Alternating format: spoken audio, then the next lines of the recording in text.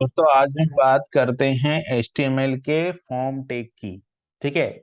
HTML का form tag जो होता है वो बहुत इंपॉर्टेंट टैग होता है। HTML का जो फॉर्म टैग है वो क्या करता है कि ये एक integral part of HTML web page होता है। और इसका जो पर्पस होता है वो क्या होता है कि basic purpose is collect information from the user, यानी कि यूजर की इंफॉर्मेशन को कलेक्ट करना। इसका जो मेन ऑब्जेक्ट होता है वो होता है यूजर की इंफॉर्मेशन को कलेक्ट करना। इसका एग्जांपल अगर हम देखें तो हम लोग चलते हैं गूगल पे, और ये मैंने जीमेल का रजिस्ट्रेशन फॉर्म ओपन किया है।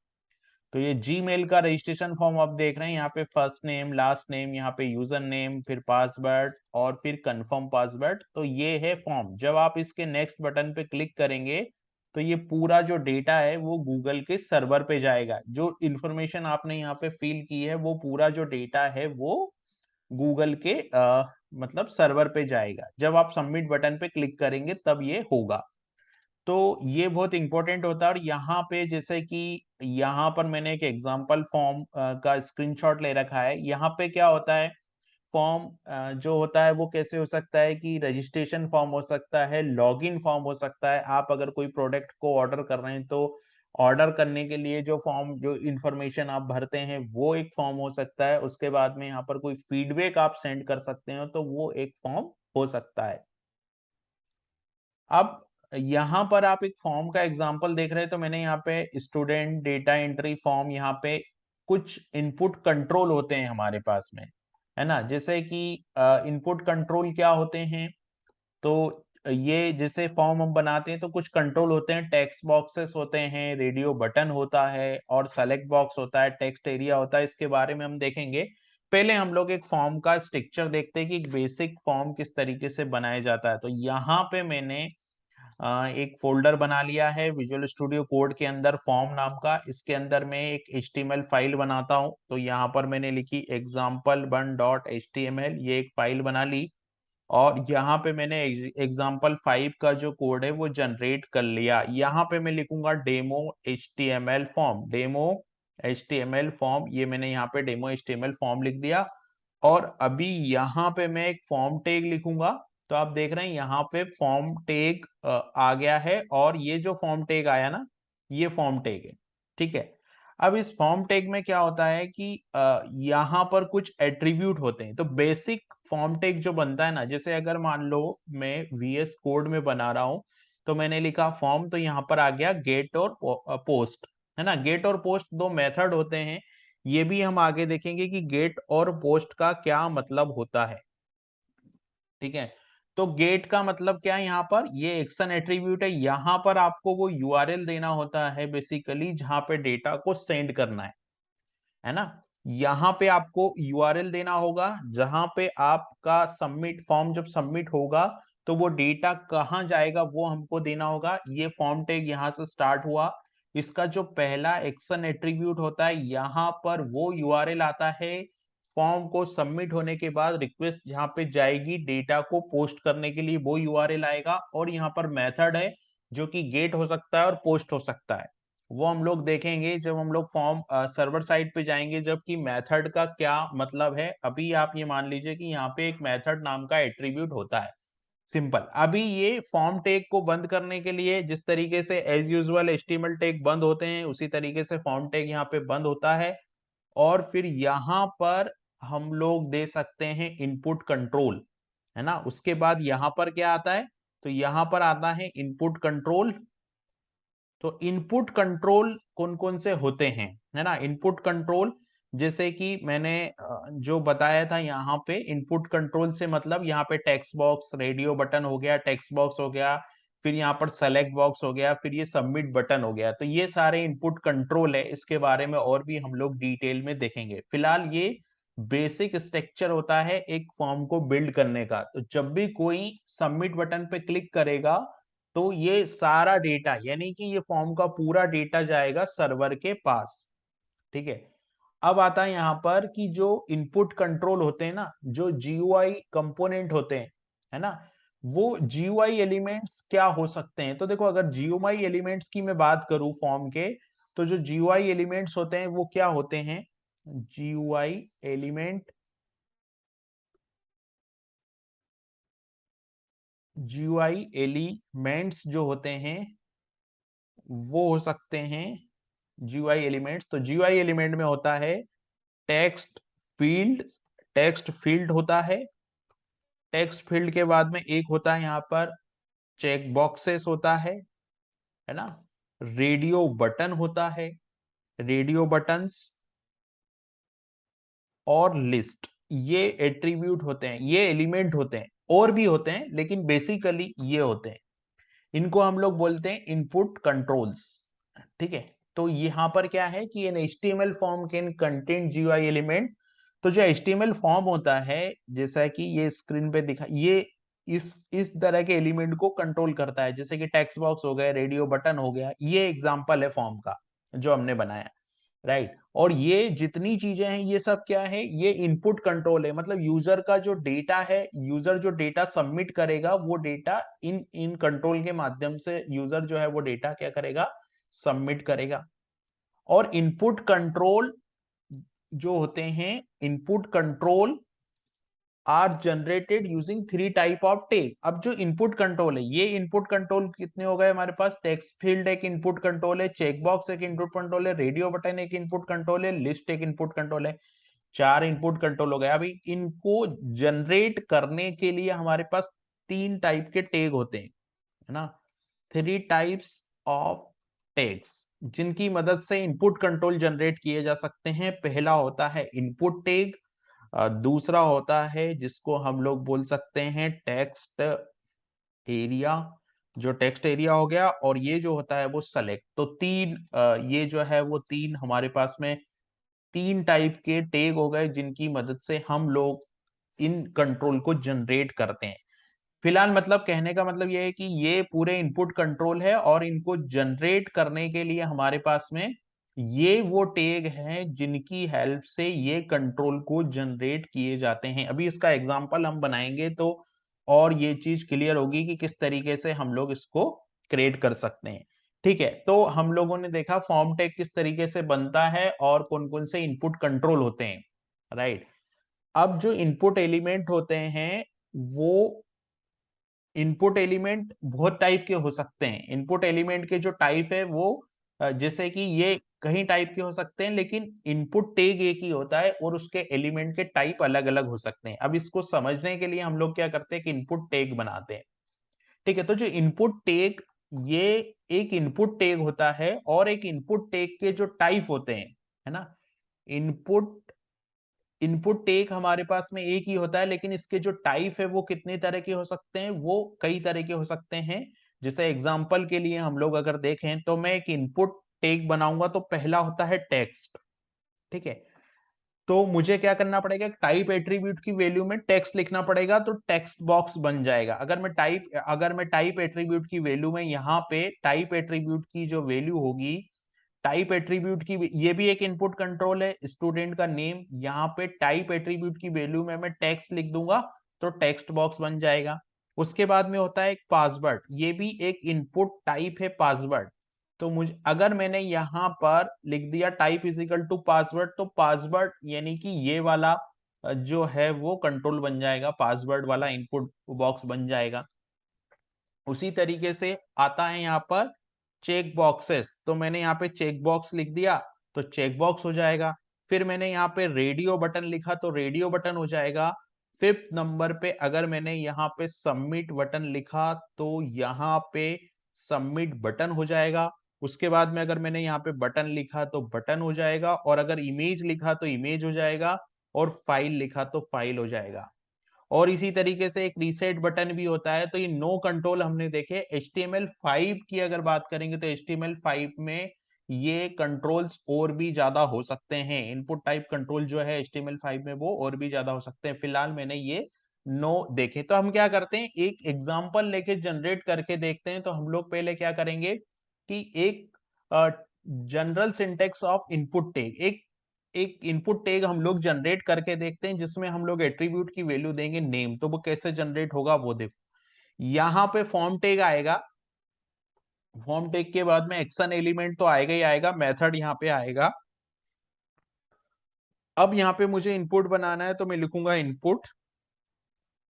तो देखिए ये VS कोड हमको वेराइटी ऑफ ऑप्शन दे रहा है, ठीक है। तो मैं क्या करूंगा, मैंने यहाँ पे लिखा इनपुट, और ये इनपुट लिखने के बाद में मैं यहाँ पे type is equal to text, यानी कि ये वाला type is equal to text में रख दूंगा।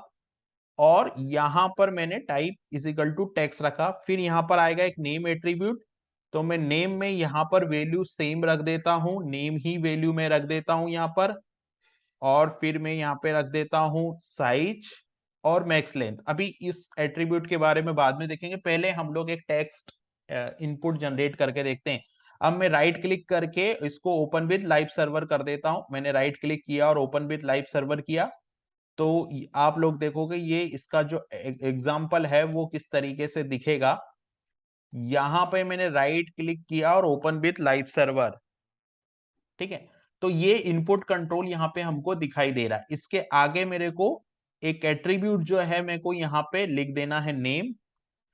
तो मैंने लिख दिया नेम, यहाँ पे सिंपल मैंने नेम लिख दिया। और नेम लिखने के बाद में अगर मैं इसको, तो यहाँ पर नेम और ये एट्रीब्यूट आ गया, ठीक है। इस तरह से ये वैल्यू आ गई, ठीक है, ये नेम एट्रीब्यूट आ गया। अब मान लीजिए कि मुझे जो टेक्स्ट बॉक्स मैंने क्रिएट किया था, इनपुट टाइप टेक्स्ट मैंने लिखा और यहां पर नेम मैंने लिख दिया और इनपुट टाइप टेक्स्ट। अब मुझे दूसरा इनपुट टाइप बनाना है, तो दूसरा इनपुट टाइप कैसे बनेगा, जैसे मैंने ये बनाया, यहां पर मैं क्या करता हूं, एक BR टैग लगा देता हूं। लाइन को चेंज करने के लिए होता है BR टैग। तो मैंने BR टैग लगाया। BR टैग लगाने के बाद में मैंने क्या किया, इनपुट टाइप, तो मैंने लिखा इनपुट। और इनपुट में टाइप में मैंने टेक्स्ट ही लिखा, और यहां पर मैं और कुछ दे देता हूं, जैसे कि मैं इसको कर देता हूं फर्स्ट नेम, ठीक है। इसको मैंने क्या कर दिया यहाँ पर, इसको मैंने यहाँ पर फर्स्ट नेम कर दिया, और इसको मैं यहाँ पे कर देता हूँ लास्ट नेम। तो मैंने इसको जो है वो लास्ट नेम कर दिया, फर्स्ट नेम हो गया और लास्ट नेम हो गया, फर्स्ट नेम लास्ट नेम हो गया, और यहां पर सेव कर दिया। अब अगर इसका आउटपुट हम देखेंगे तो ये यहाँ पर फर्स्ट नेम लास्ट नेम के दो टेब आ गए। अभी यहाँ पर मैं इसको थोड़ा सा अलाइन कर देता हूँ, यहाँ और यहाँ पर एक BR और लगा देता हूँ, सिंपल 2 BR लगा देता हूँ और यहाँ पर। तो आप देखोगे कुछ इस तरीके का आउटपुट यहाँ पर मुझे दिखाई देगा, फर्स्ट नेम ये और लास्ट नेम ये। तो ये एक इनपुट टैग था। उसी तरीके से अगर मेरे को पासवर्ड जनरेट करना है ना, अभी दूसरा टाइप यानी कि इनपुट टाइप इतने प्रकार के होते हैं, ये हम लोगों ने देखा। अभी हम लोग यहाँ पर एक पासवर्ड जनरेट करते हैं, तो हम लोग क्या करेंगे कि एक पासवर्ड वाला पासवर्ड टाइप का एक इनपुट बॉक्स यहाँ पर हम लोग बना के देखते हैं। तो उसका जो जनरल सिंटेक्स होता है वो क्या होगा पासवर्ड का, पासवर्ड के लिए इनपुट टाइप पासवर्ड हमको रखना पड़ता है। तो जैसे मैं यहाँ पे जाता हूं और यहाँ पर ये 2 BR टैग को मैं कॉपी करता हूं, दोबारा से BR टैग में जाता हूं और यहाँ पर मैं लिखता हूं इनपुट, और इनपुट टाइप में मैं यहाँ पे लिख देता हूं पासवर्ड, इनपुट टाइप में मैं पासवर्ड कर देता हूं।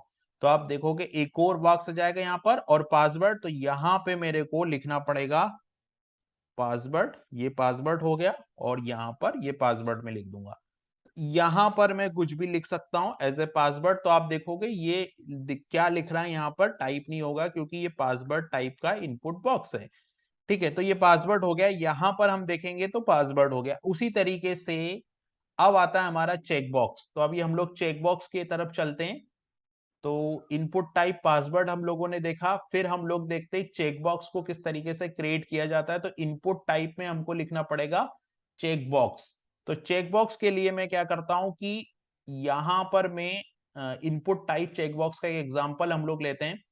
इनपुट टाइप चेकबॉक्स के लिए हम लोग क्या करते हैं, जैसे यहाँ पे मैं गया, यहाँ पे पहले तो मैं 2 BR टैग लगा देता हूँ, ये एक BR टैग लगा दिया और यहाँ पर ये एक BR टैग लगा दिया। और यहाँ पर मैं क्या करता हूँ कि यहाँ पे देखोगे आप, तो मैंने क्या किया, input type checkbox name checkbox बन, और यहाँ पर लैंग्वेज ले लिया सी। इसी तरीके से PHP C++ और जावा, तो इसका जो आउटपुट है वो कुछ इस तरीके से आएगा, ये चेकबॉक्स यहाँ पर आ गया। तो इस तरीके से हम लोग क्या करेंगे, है इनपुट ही, एलिमेंट इनपुट ही है, लेकिन उसका जो टाइप है वो चेंज हो गया। यहाँ पे टाइप चेकबॉक्स आ गया, यहाँ पे टाइप पासवर्ड आ गया, और यहाँ पर जो है वो टाइप टेक्स्ट आ गया। तो इस तरीके से हम लोगों ने देखा कि किस तरीके से हम लोग चेकबॉक्स को क्रिएट कर सकते हैं। तो यहां पर अब हम लोग देखते हैं रेडियो बटन। तो रेडियो बटन का मतलब यहां पर ये होता है कि सिंगल सिलेक्शन, मल्टीपल वैल्यू, लेकिन किसी एक वैल्यू को सेलेक्ट करना, उसको हम लोग बोलते हैं रेडियो बटन। तो यहां पर रेडियो बटन का एक एग्जांपल हम लोग देखते हैं। पहले हम लोग क्या करते हैं, यहां पर एक बी आर लगा देता हूं मैं। तो यहाँ पे ये बी आर लगाया मैंने, एक बी आर और यहाँ पे लगा देता हूं, तो ये दो बी आर हो गए। और बी आर के बाद में इसको मैंने प्रिंट किया, यहाँ से फॉर्म टेक को हटाया मैंने, और ये इसको सेव किया कोड को। तो यहां पर आप देखोगे तो रेडियो बटन, अभी रेडियो बटन का क्या मतलब है कि दो में से एक सिलेक्शन यहां पर होगा। तो ये रेडियो बटन आ गया, अभी इसको सेलेक्ट करूंगा तो ये हट जाएगा, इसको सेलेक्ट करूंगा तो ये हट जाएगा। अब ये वैल्यू कैसे डिसाइड हो रही, तो इसके लिए हमको नेम जो है वो सेम रखना पड़ेगा। इसका मतलब ये होता है कि ये पूरा का पूरा ग्रुप है, और इस पूरे ग्रुप में से कोई एक वैल्यू यहाँ पे हमको सेलेक्ट करनी होती है। तो यहाँ पर हमको जेंडर, हम लोगों ने जो नेम दिया वो दोनों में एक ही वैल्यू नेम दिया हम लोगों ने। तो इस तरीके से हम लोगों ने देखा, यहाँ पर ये वाला भी हम लोग देख चुके हैं। अगर मैं देखूं, ये हो गया हमारा, ये भी हो गया, ये भी हो गया, ये भी हो गया। अभी हम सबमिट की बात करेंगे कि सबमिट किस तरीके से वर्क करता है। तो सबमिट जो होगा उसके लिए हमको इनपुट टाइप सबमिट करना पड़ेगा।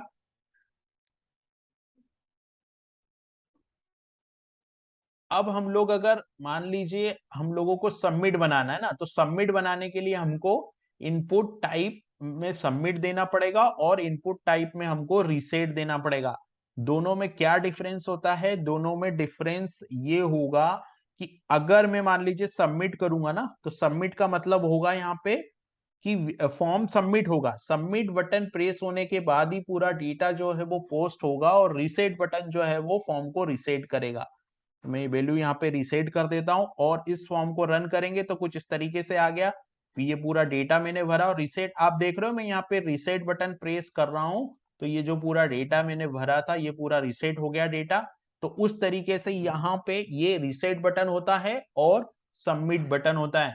तो ये कुछ जो थे वो बेसिक टेक थे फॉर्म के।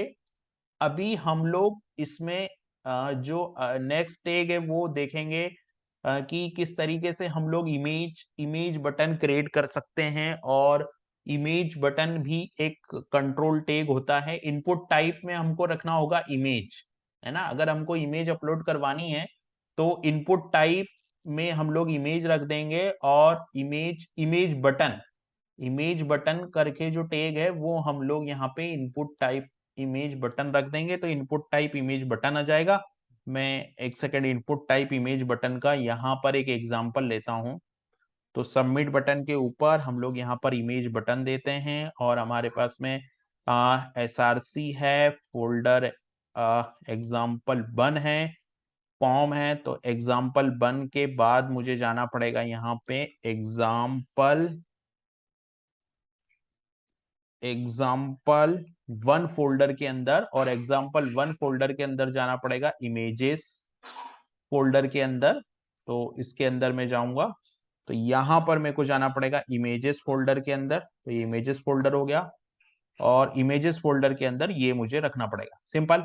अब अगर इसका आउटपुट देखेंगे तो ये इमेज बटन यहाँ पे आ रही है।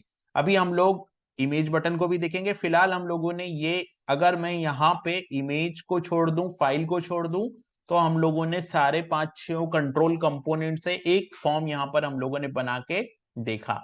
अभी मुझे क्या करना है कि ये जो फॉर्म होगा मेरा, ठीक है, इन यहाँ पर ये फॉर्म होगा। अभी इसमें और भी हम लोग वैलिडेशन लगा सकते हैं, और फॉर्म के बहुत सारे एट्रीब्यूट होते हैं, उन एट्रीब्यूट की हेल्प से हम लोग इस फॉर्म में और फंक्शनल बना सकते हैं। और फंक्शनल बनाने का क्या मतलब होगा, और फंक्शनल बनाने का मतलब यहाँ पर ये होगा कि हम लोग वैलिडेशन लगा सकते हैं, यहाँ पे रिक्वायर्ड वैलिडेशन लगा सकते हैं, साइज का वैलिडेशन लगा सकते हैं।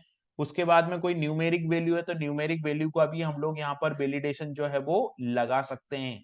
तो वो जो है वो एट्रीब्यूट होगा। और उसके बाद में हम लोग फाइल इनपुट कैसे ले सकते हैं, तो अभी हम लोगों को नेक्स्ट वीडियो में देखना है कि हम लोग फाइल इनपुट कैसे ले सकते हैं, और इमेज अपलोड कैसे कर सकते हैं। और उसके बाद में फॉर्म के जो एट्रीब्यूट होते हैं वो हम लोगों को देखना है। उसके बाद में जो HTML5 आएगा, HTML5 में नंबर ऑफ एट्रीब्यूट और ज्यादा हो जाएंगे। नंबर ऑफ एट्रीब्यूट यानी कि ये तो HTML4 के एट्रीब्यूट है, HTML5 में आपको और भी टाइप जो इनपुट एलिमेंट है, इनपुट एलिमेंट का जो टाइप एट्रीब्यूट है उसमें और भी प्रकार के इनपुट टाइप हो सकते हैं, जैसे कि कलर फील्ड हो सकता है ना, ईमेल फील्ड हो सकता है, कलर फील्ड हो सकता है, तो वो हमको आगे देखने को मिलेंगे HTML5 में।